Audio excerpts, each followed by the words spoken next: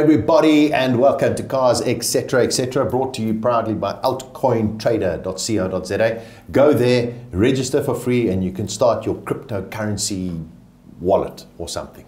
This is a show about cars, etc., etc., collectibles, classics, you name it. And if you think about it, when you talk about classic cars, each car that you talk about merits its own show on its own. But this is an overview of what is actually happening. And today we focus on the world of Ferrari, or Ferrari. Funnily enough, the Ferrari surname is most probably as common as the white surname in England, yet Enzo Ferrari managed to capture the imagination of millions and millions of people. And to this day, it is voted as the strongest brand in the world. For a manufacturer that produced and sold 11,500 cars in 2021, it is quite remarkable. We could spend days and days talking about Ferrari, but we're going to keep it as brief as possible. And in the hot chair today is a man who I think when he was born with Ferrari blood, from Paolo Clark Racing and a whole lot of other entities as well. Paolo Cavalieri. Paolo, so good to see you. Thanks for being here. Thank you, Sasha. Yeah, great to be here. You were born with Ferrari blood. I was. My dad did the Mille Miglia in 1953, not in a Ferrari, in a Lancia. And I was born here in South Africa. And as soon as he could, I was dragged out to Kyalami to watch the local Formula One races, and of course the 9 Hour, where Ferrari dominated for many years, and I think to this day is the winningest manufacturer of the 9 Hour. I mean, it's quite remarkable if you look at Ferrari's history. And I'll never forget my first time I ever encountered Ferrari was at a Formula One Grand Prix back in the mid-70s, right. late 70s, at Kyalami. Right. And even though I come from an Italian background, I didn't really know. And I asked my dad, I said, Dad, why is everyone around the red cars? And he just sat there and he said to me, because it's Ferrari. What does Ferrari mean to the average person? I think it's aspirational. Most of all, I mean, you know, if there's something that we all have in common, it's driving, right? Yeah. We all, or most people are fortunate enough to own a car. Most people are fortunate enough to learn how to drive. And so, you know, I guess that's where it all starts. You know, if you're driving a car, you'll be attached to a particular brand. You may not be a massive car lover, but you'll certainly hear about Ferrari. And then in conversation, socially and otherwise, I think that the allure of Ferrari, the history of Ferrari, the heritage is something that is inescapable. Yeah, it is. I mean, we could spend days talking about the history of Ferrari and where it came from and all the idiosyncrasies of its founder and his desire to go racing and then, in a way, sort of forced to make road cars in order Correct. to finance his racing. But yeah. Why do people collect Ferraris? Because most people that I know who have got Ferraris don't have one, they have a few. They Sure. might be very wealthy enough to have them, but why do people collect Ferraris? So maybe we should ask ourselves why people collect in general. Okay. And you know, I think there are many reasons. Fundamentally, probably attached to an experience in one's youth, perhaps, a passion for a particular subject, and then more recently, I think, a desire to want to diversify one's assets, and collectibles have become an asset class all of their own. And within that, Ferraris in particular, depending which model you've bought and when you bought it, have on paper, because obviously when you sell it is when you really know if you've made a good deal or not. But you know, I think they give amazing returns. The beauty of collecting cars, let alone Ferrari, is that you can own an appreciating asset, in most cases, less so the modern cars of today in South Africa, but certainly the classics, and you can enjoy it at the same time. Yeah. And you know, there's a whole new industry that's developed around collecting. Events where people can go and participate or join or spectate at experiences with their classic cars or their collectible works of art too, for example. Very much so. And when it comes to Ferrari, most of them are works of art. You're right. Beautifully, beautifully designed. There's one bugbear I do have, and that is with a lot of, not a lot, let's not generalize too much, but with a certain amount of Ferrari owners, and that is that they buy the car and then they stick it in the garage. Yeah, so that's your collector, pure and simple, that, you know, buys the car as an asset, okay, hoping that it'll appreciate in time. Low mileage classic Ferraris do attract a premium. Unfortunately, I think like anything, if you leave a car in your garage for any length of time, it's going to rot away.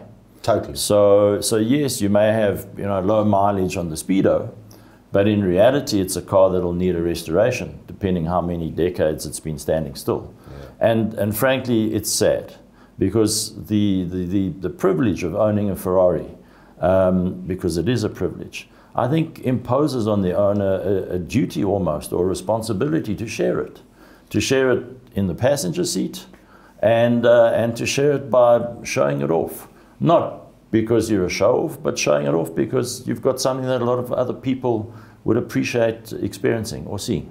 I'm so glad you say something like that, because, and hopefully, you know, those who maybe just shelter them in their garages and put them, you know, under cloths, get those cars out there. That's also what they're made for. Yeah. You know, and also share that experience when a little kid comes and says, "Oh, can I see the Ferrari?" Absolutely. Sit there and say, open hey, the door. Get inside. Yeah. You want to go around the block? Yeah. Man, excite them, because that's what it's about. And that answers your previous question. You know, an experience like that, it becomes a lifetime goal.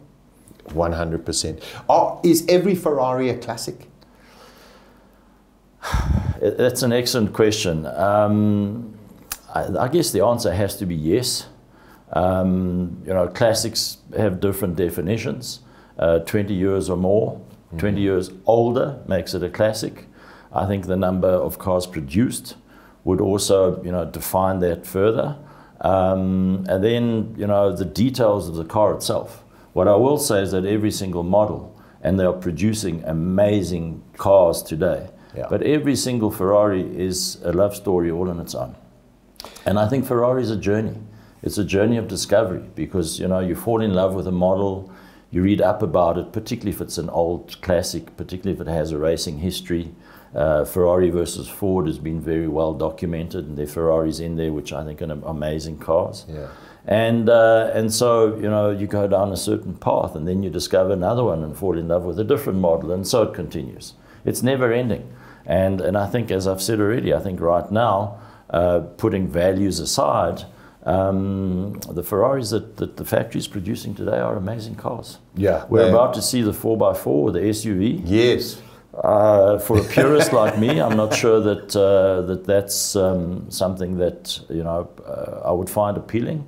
But then again, Porsche has been extremely successful with the Cayenne. Yeah. I think the Porsche product in general is excellent.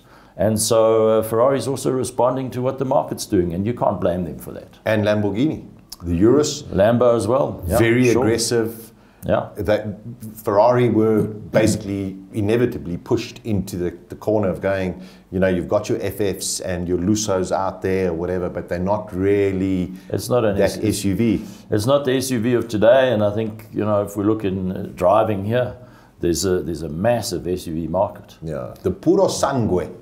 Apparently. Is that the name? Is that official? That's the name. Apparently, okay. which means thoroughbred. Yeah, or something like thoroughbred, you're quite right. Thoroughbred, so we wait and see. There's some leaked pictures about it as well, and it does. It looks quite extraordinary, and yes, you are going to get that purist. Now let's talk, because I wanted to jump into 308 and move up there and then go back to the 60s, but let's talk about purists. Yes. Because there's been this ongoing fight amongst the cognoscenti of Ferrari, that you are not a true Ferrari person, unless you own a V12.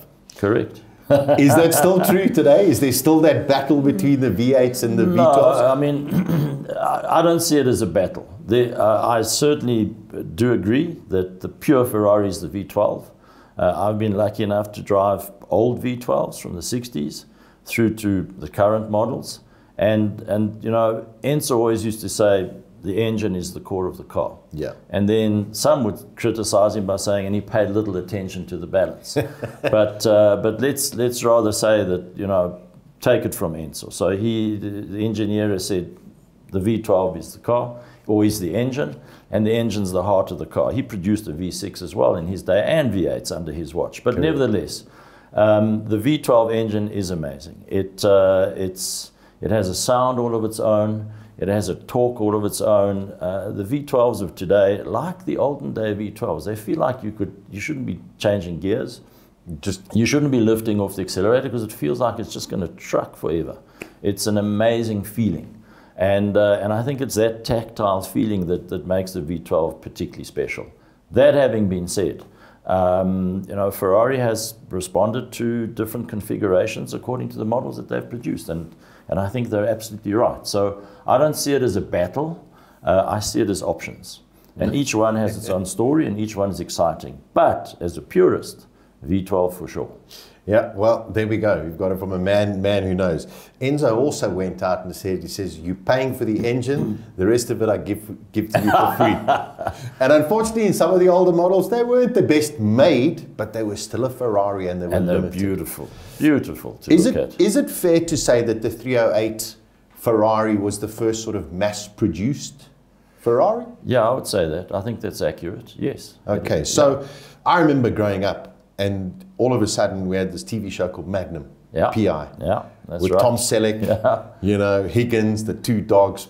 But the thing that stood out was there was this Ferrari. The GTS, yeah. And you never, you know, you hardly ever see those or saw those cars on the roads. And now all of a sudden you had a TV show where you could just, all you wanted to do for me was watch Thomas Magnum get into his Ferrari. And that might have been a catalyst to some of the best marketing that Ferrari ever achieved. Indirectly, for sure, because it took, you know, TV series takes cars into the lounge, isn't it? It takes it into the family environment. That car's beautiful.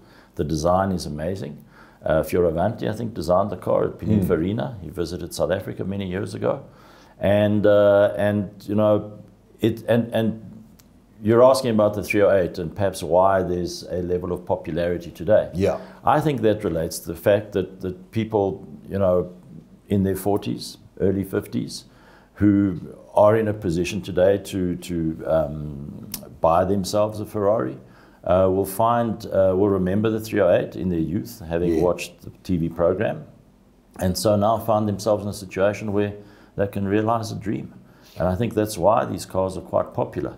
They're beautiful, and they run well, and they're reliable. You know, people talk about temperamental Italian cars. That's bullshit. Glad you said that. About time somebody actually says that. Just staying a little bit with the 308, Paolo. I noticed around about 20 odd years ago, 20, 25 years ago, the 308 was like a cheap car in terms of the classic market. All of a sudden they were going at really, I think in those days, affordable prices. Yeah. All of a sudden 308 now 20 years later is a very you can pick up a second-hand 360 quite right, you know, V8 Ferrari modern technology for a lot cheaper than you can for a 308. Is it purely supply and demand? Because there's still a lot of 308s out there. I think it's supply and demand. There are a lot. It is supply and demand to a degree, but it's also the fact that the collector market has grown. Yeah. Collecting cars, classic cars, is something relatively new. And that's a growing market globally, in South Africa too. And so I think that has underpinned the value of those cars. Okay. There's also, you know, I think that's the reason.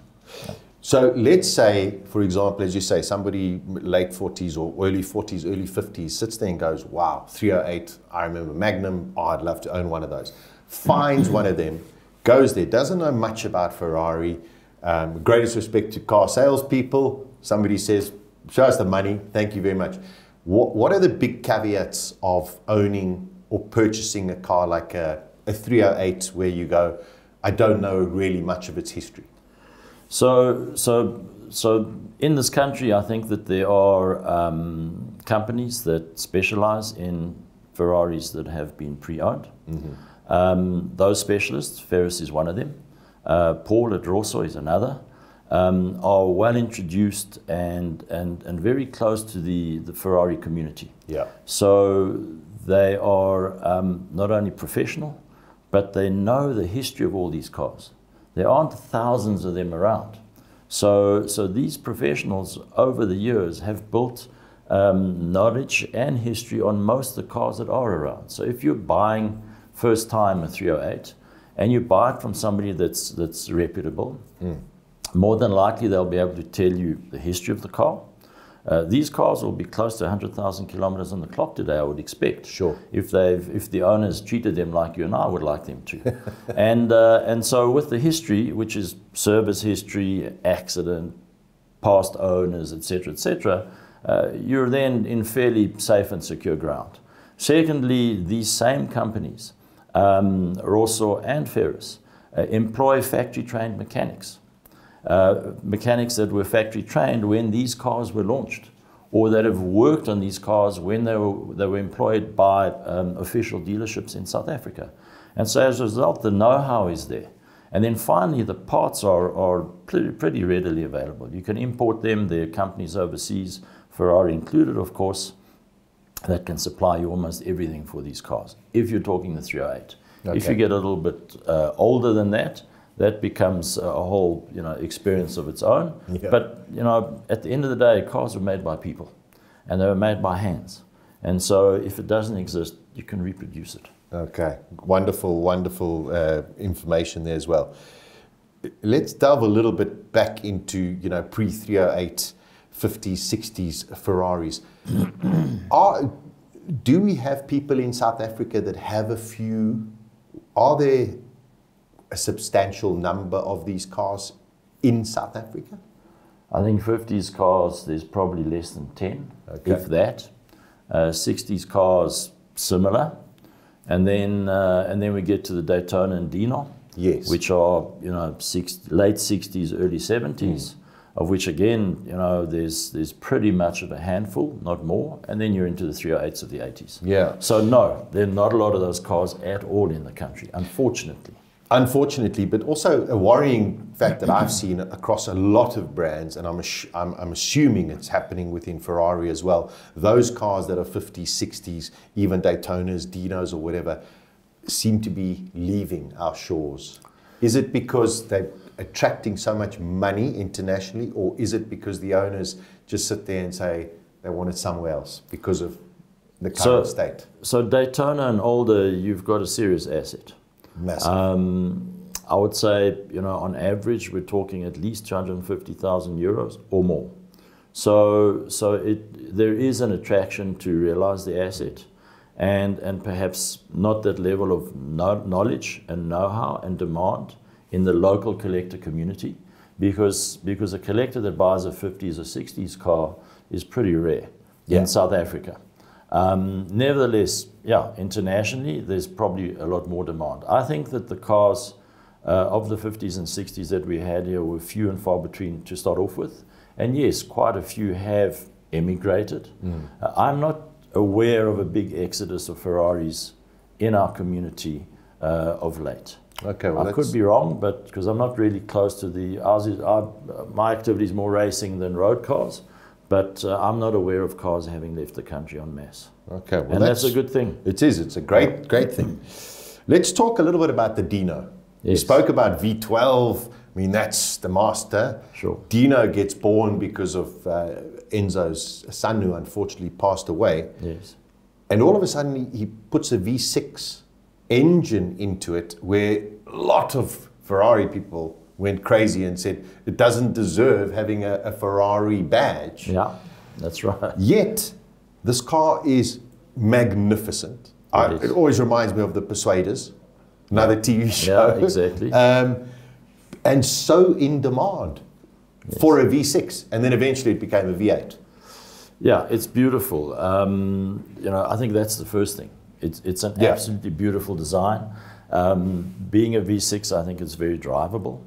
No matter who you are and how well you might or might not drive.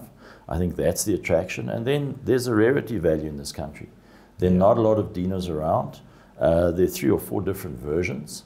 The GT, the GTS, and then the flares and the chairs and so on. And it's just an attractive car, full stop. And the engine's great because it's, you know, it's not a heavy clutch. It's easy to drive. Anyone can drive it, and you know, and anyone can drive any Ferrari. Quite frankly, it's just, you know, maybe the folklore and the image that one thinks, gee, I don't know if I can drive this car. It's too powerful, or whatever the case may be. But certainly the Dino has been a massive success, and I'm surprised that the factory hasn't to date used that brand and that badge for a different range. But maybe that's something for the future. I mean, I think we've got a V6 now that's in the latest 296, I think, mid-engine car. Yeah, and I think the aim of that is GT3 racing as well. Wonderful. Smaller engine, lighter engine, twin turbo, lower center of gravity, and all the rest. So it'll be exciting to see the new GT3 coming out next year with the V6. I think we're in for some very interesting times with Ferrari, and of course the hybrids. Has won a lot of awards for their engines alone. Yeah, plenty, especially over the years.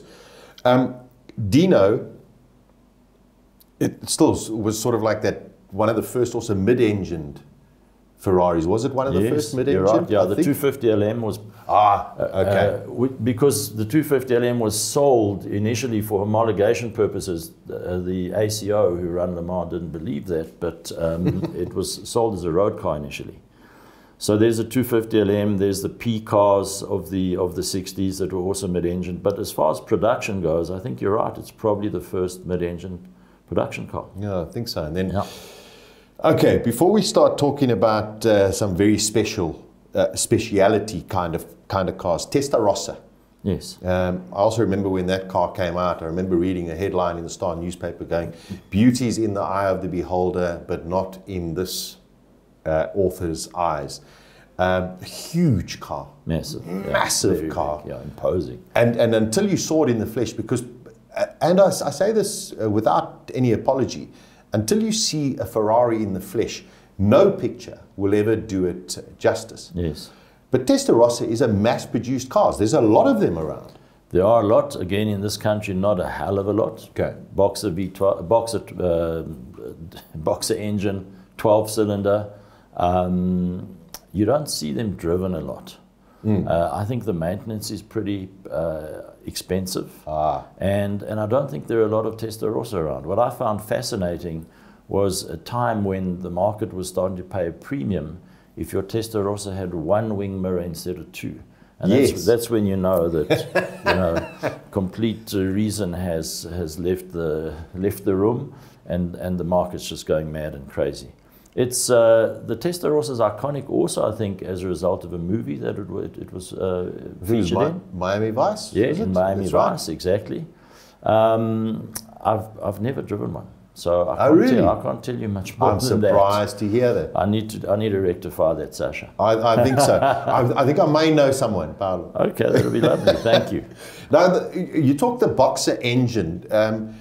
And I mean, I remember one of my favorite cars, and your late brother had a 512. Yeah, the 365. That was the start of the 512. Okay. Preceded the 512. Preceded but the same. But the same engine. Yeah, yeah. So what was the thinking with Ferrari from going, with that straight engine and then going boxer? I honestly don't know. Okay. I think it was a derivative of their racing engines at the time. Oh, I see. The prototype cars were the 312Ps, I think, were running flat V12s at the time. So, and that may have something to do with aerodynamics, may have something to do with mating the gearbox to the engine, because that was all a stressed member in those cars at the time. So I guess it's technical and racing that may have given rise to that design, but I honestly don't know.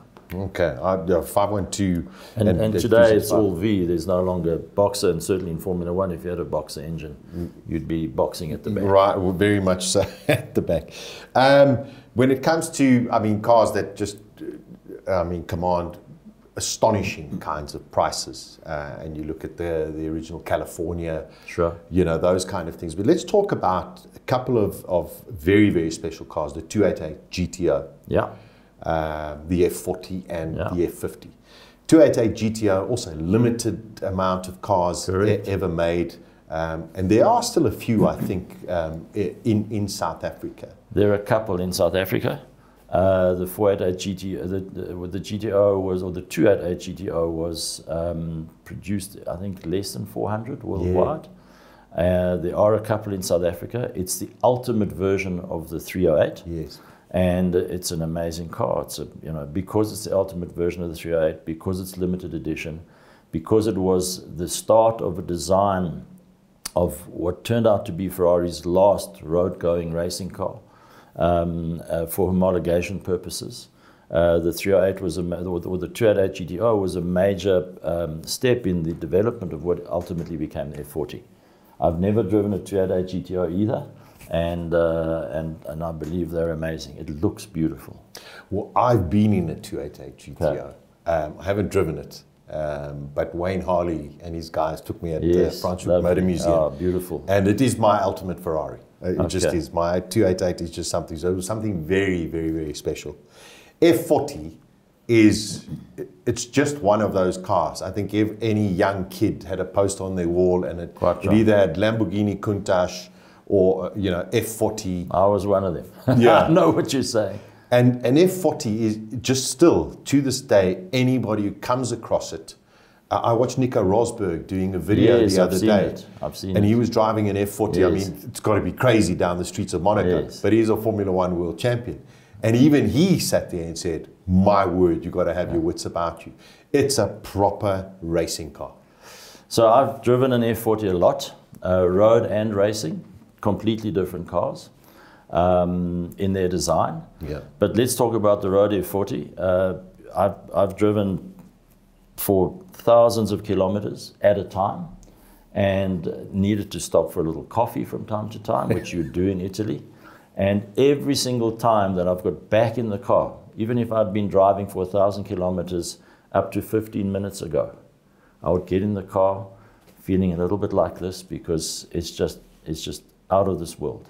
It's totally tactile. It gives you feedback second to none. It's extremely strong. It's extremely reliable. It goes like a bomb. It stops well. And it's just so beautiful. I could sit here for the next hour and describe the F42 in great detail. It's an amazing driving experience. And if I had an F40 in my garage, I just sit and look at it all day. So it's really special. It's the turbo. It's the brutality of the turbos, because when it's off turbo, it's pretty pedestrian and normal, and all of a sudden you feel this power coming in. You hear the wastegate on your left ear going when you change gears. It's a lovely car. Amazing. And it's comfortable, believe it or not. It has these bucket seats. Yeah. And one looks at that and thinks, gee, I'm not going to survive more than an hour in this car in the passenger seat. But it's actually really comfortable.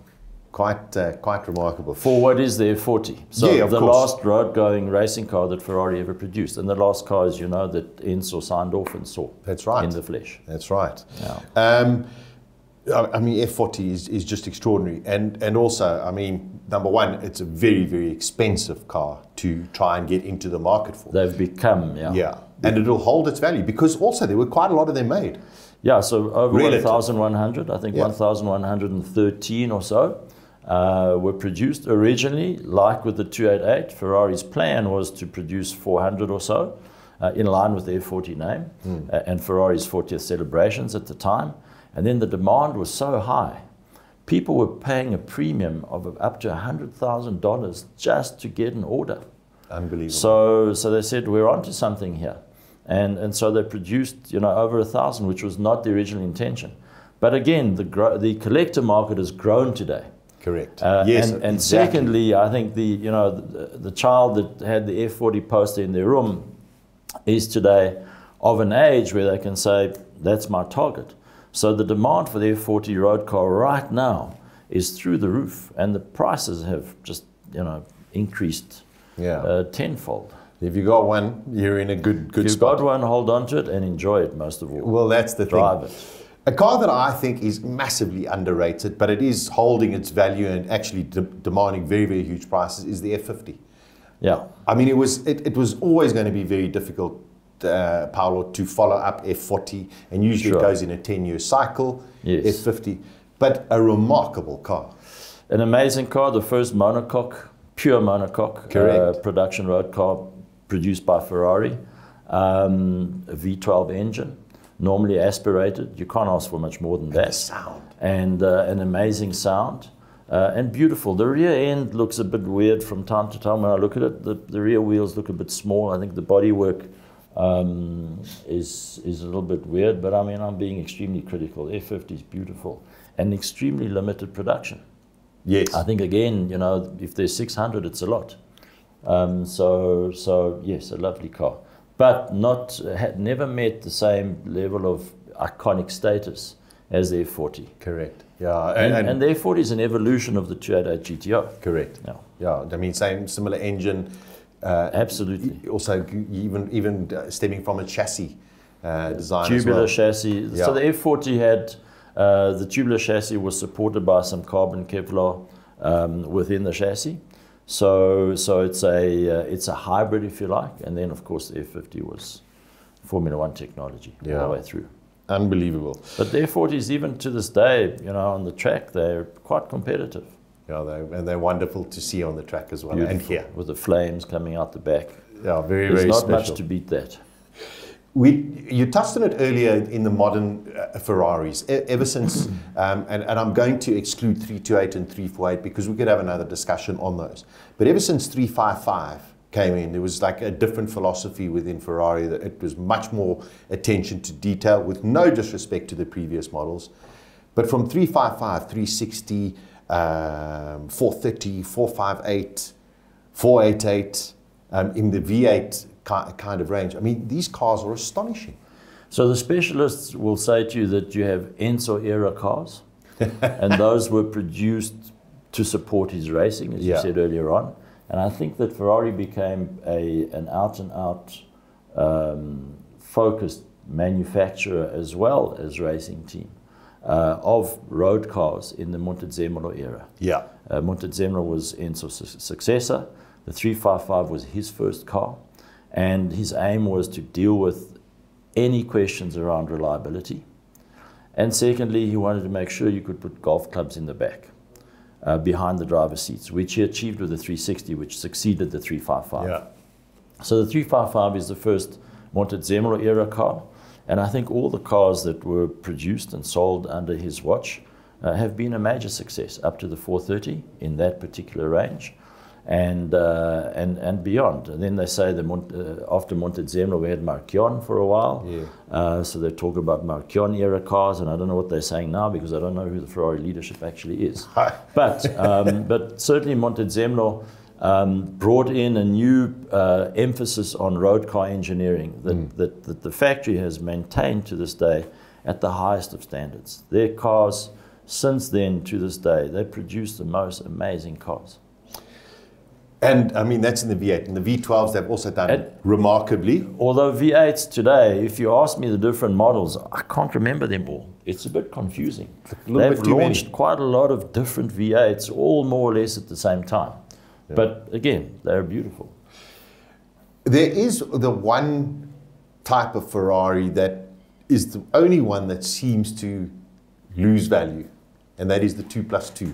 I think if you go back, I'm thinking of the 400i. Yeah, the 400, you're right. And then, of course, you got the 612 Scaglietti. I think before that was the 456. The 456, yeah, which Pininfarina rated as his best design. I loved that car. I was very fortunate to drive manual box. The Mondial before after the 400. Ah, okay. The Mondial where the Pope visited Ferrari in a convertible, and he was standing in the back of the Mondial. The best advert Mondial, I think, is no doubt. No doubt. But the 2+2 cars, just, I mean, as magic as they are, FF, even the latest Lusso or whatever, but they just seem to be the cars that. And the Roma. Yeah, well, the Roma is. So there's not a major demand for those cars, but clearly there's a niche in the segment, and again, I think Ferrari engineers an amazing, four-seater. They really do. Look at who's competing with that, the Panamera. Yeah, that's it. That's all I can think of. Unless you bring in Mercedes, which we won't, because you either are a Mercedes fan or you aren't. and I'm BMW and Ferrari, so not Mercedes, I'm sad to say. But having said that, the 1950s Mercedes are amazing. They're also beautiful. very, very special. And in fact, if you love cars, you'll even get yourself to love Mercedes. So no, I don't think there's much by way of well-engineered four-seaters at that level as Ferrari produces. Yeah, I must say, I mean, if somebody's got some money around or whatever, look at cars like even Scaglietti, but look at FF. I mean, it's a magnificent car, and you'll get it at good value. Yeah, affordable, and I think the Roma is amazing. That's the Roma because it doesn't look like a four-seater. Yeah, it's beautiful. I would have preferred to see a V12 in the Roma than a V8, but nevertheless. Now we're nearly finishing off. We've had F50, and then of course we had the Enzo, which honestly, I mean, you know, that should just be in the Louvre Museum, in my opinion. Agreed. And then, of course, you get La Ferrari. Yeah. And, of course, we're waiting for a new one of those. La Ferrari on its own, also limited numbers. The demand for this car is also extraordinary. Yeah, so I read an interesting article that, you know, you're talking about limited edition cars here. So, so every 10 years or so, we get a new special. And the last one is the La Ferrari. Of late, Ferrari has also produced the Icona series. Yes. The SPs, which I mean, the latest is absolutely amazing. So, $3 million. I think it's worth every cent. So, you know, related to the P4, I don't think it gets better than that. But nevertheless, and it's V12 again. But nevertheless, coming back. So yes, so you know, what are we to expect? Is Ferrari going to bring out their next, you know, 10-year cycle car, and what will it be? That'll be really interesting to see. But the point I wanted to make is that it is said that with these limited edition cars, be it the Icona series or the every 10-year anniversary car, they're all pre-sold. You know, what business, what company can say that they have a segment of clients that every time they produce something, they will go to them and their cars are sold? It's unbelievable. The flip side of that is that there's a whole list of people that would love to own one that can't, because that would love to own one and that have the means, but that can't because it's the same group of people that are rewarded with the next model. And that's given rise to a lot of heated debate. Yes.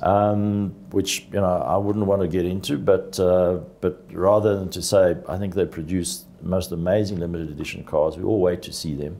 Even if we can't, you know, buy one, it doesn't really matter. It's great to see it. Sure. Okay. Last couple of questions. Racing is also one of your absolute passions. Sure. There's a great saying, Formula One wouldn't exist without Ferrari. Ferrari wouldn't exist without Formula One. It's a great debate. And Ferrari's history on the track in terms of its GT cars is unprecedented. You mentioned Ford versus Ferrari over the years. Their best season ever last year, actually. And now I'm going to say, all of a sudden, they're upping the ante when it comes to their GT racing. Le Mans, they've won it many, many times, but it's never that prestige LMP1, the one who crosses the line first. Yes. We have this new hypercar category that's coming in. Yeah. And it seems as though Ferrari is very focused on this as well. And we know that when Ferrari go racing, just as any manufacturer, of course they want to win. They do, and they've certainly shown that they can. Their GT cars have been amazingly successful. They had their best season last year. They won everything. They won the Intercontinental Championship for drivers here at Kyalami a few weeks ago. We were very lucky to be involved with them in the pits. And the LMH program is underway. I think testing starts in April, from what I've been able to understand. Already. And it's fantastic that both Le Mans and IMSA in the US have aligned their rules and regulations. And that's why we're seeing all these manufacturers coming back in. And Antonello Coletta, who runs the GT program, has for many years wanted to be at the front of the grid as opposed to the front of the GT grid.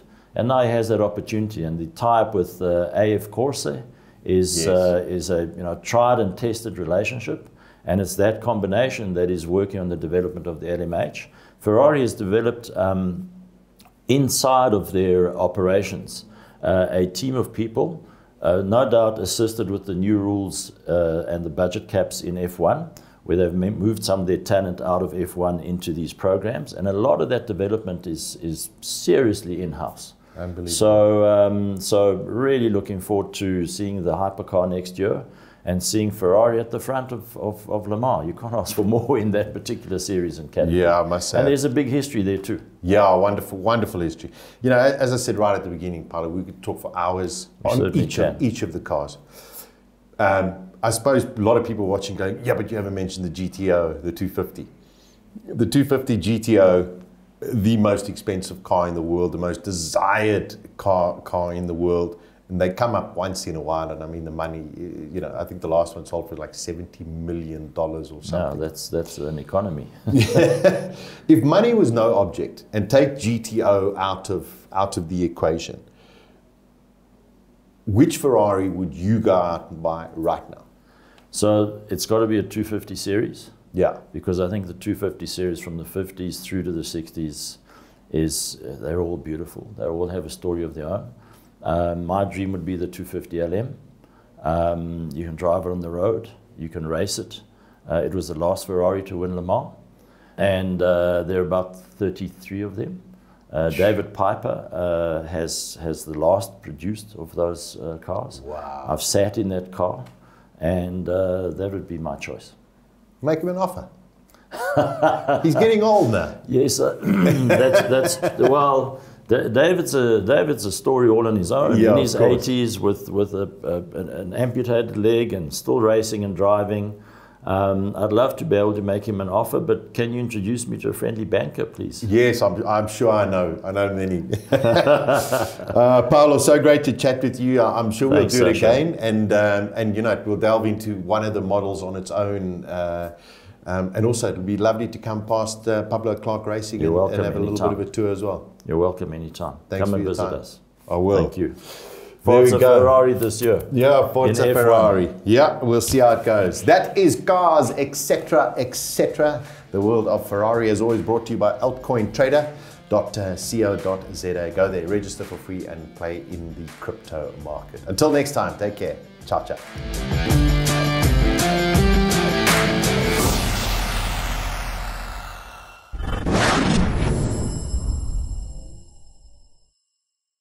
Ferris Cars is a Ferrari specialist dealership in Sandton, Johannesburg. Since 2010, Ferris Cars has dealt in all things related to Maranello's finest, from classics to the contemporary. Sales, service, advice and exclusive events, Ferris either has it or has access to it.